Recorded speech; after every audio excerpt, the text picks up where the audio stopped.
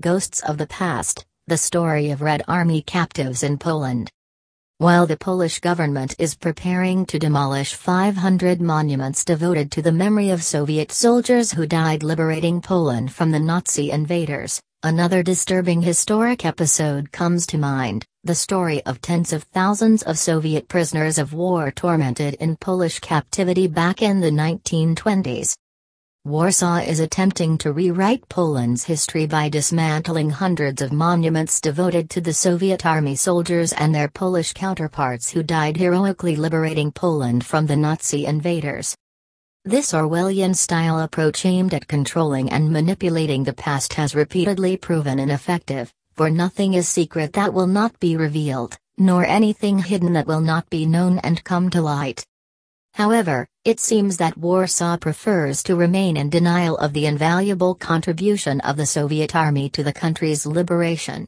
And it is not the only historic episode related to Soviet Russian soldiers the Polish government is trying to sweep under the rug.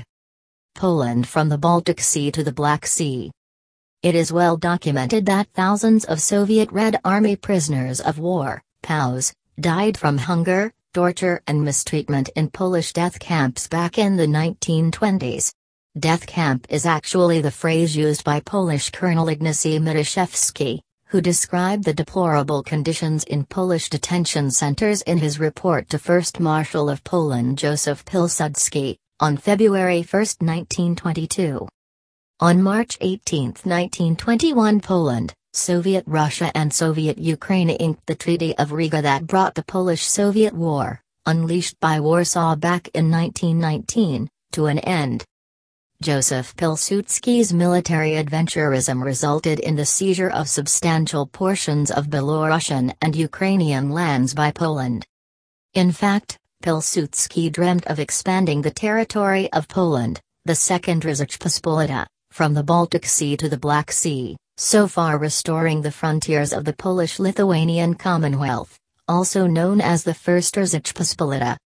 It sounds as absurd as if modern-day Great Britain decided to regain control over its former North American colonies. However, Soviet Russia and its allied republics, Soviet Ukraine and Belarus, lay in ruins, exhausted by the civil war and ongoing foreign intervention. In light of this, Warsaw leapt at the chance to fulfill its militarist plans, receiving at the time significant aid from France. The terms of the Treaty of Riga were unsatisfactory to both sides, Canadian historian Michael Jabarach-Carly writes in his book Silent Conflict, A Hidden History of Early Soviet-Western Relations. Pilsudski had not won Kiev or the 1772 frontiers, and he gained less territory in the east than he had possessed at the start of his April offensive. On the other hand, Soviet Russia had suffered a calamitous defeat and had to concede large territories occupied by majority Belarusian and Ukrainian populations, Professor Carly underscored. Indeed, Poland seized a territory of over 200,000 square kilometers with only 15% of the ethnic Polish population. However, the Polish government had long been harboring plans to bite off more territories from the USSR and had no scruples about sharing its aspirations with Nazi Germany in the late 1930s. I spoke to Imbek, Polish foreign minister, once more about the policy to be pursued by Poland and Germany towards the Soviet Union and in this connection again proposed Polish-German collaboration in this field. Nazi Foreign Minister Joachim von Ribbentrop wrote in January 1939. Imbek made no secret of the fact that Poland had aspirations directed toward the Soviet Ukraine and a connection with the Black Sea. Ribbentrop stressed, Documents on German Foreign Policy, 1918-1945, Series D. Volume 5, Number 126. Pages 167 to 168. These from sea to sea plans never came true, as Nazi Germany occupied Poland in September 1939. Unspoken story of Polish death camps.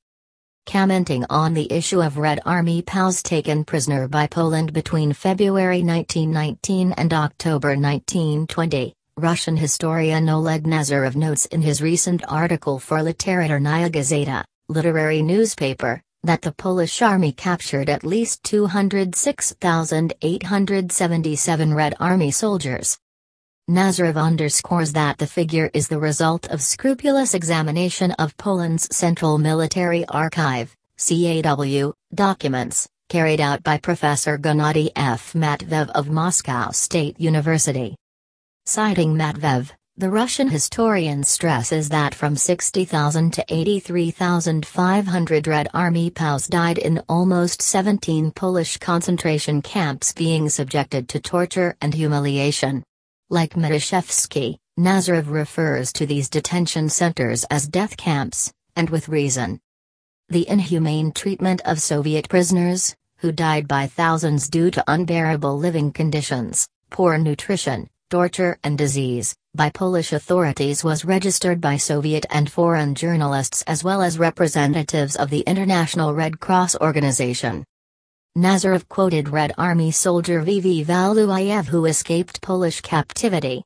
Waluyev, captured by the Polish army among other Soviet troops on August 18, 1920, recalled that the Polish military took away their uniforms, and severely beat those prisoners who protested against it. A Soviet commissar was executed by Poles in front of other Red Army soldiers.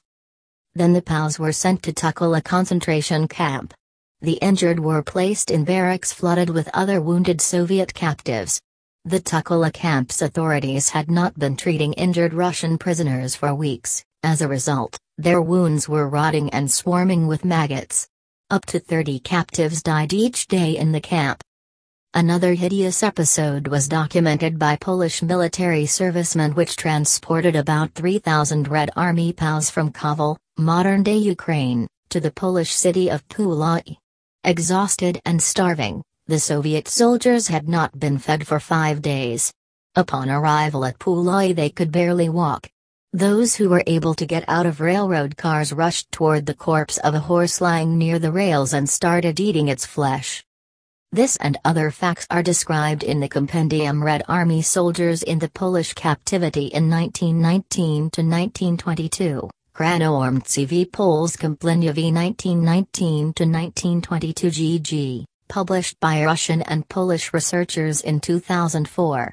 The authenticity of these documents is beyond question. Polish scientists are making attempts to understate the number of victims. Polish historian Zbigniew Klemens-Karpus and his counterparts claim that only 18,000 Soviet detainees died in Polish concentration camps, while Colonel Matuszewski's report shows otherwise. Especially in the camp of Tuchola. About 22,000 Red Army men died, Matuszewski reported on February 1, 1922. Instead of rewriting history and wiping out bad and good memories, the nations should take it at face value. It is necessary to fully resolve all the difficult issues. It is painfully necessary to find out everything and move forward, former Polish President Lech Walesa told RIA Novosti in November 2015. The views expressed in this article are solely those of the author and do not necessarily reflect the official position of Sputnik.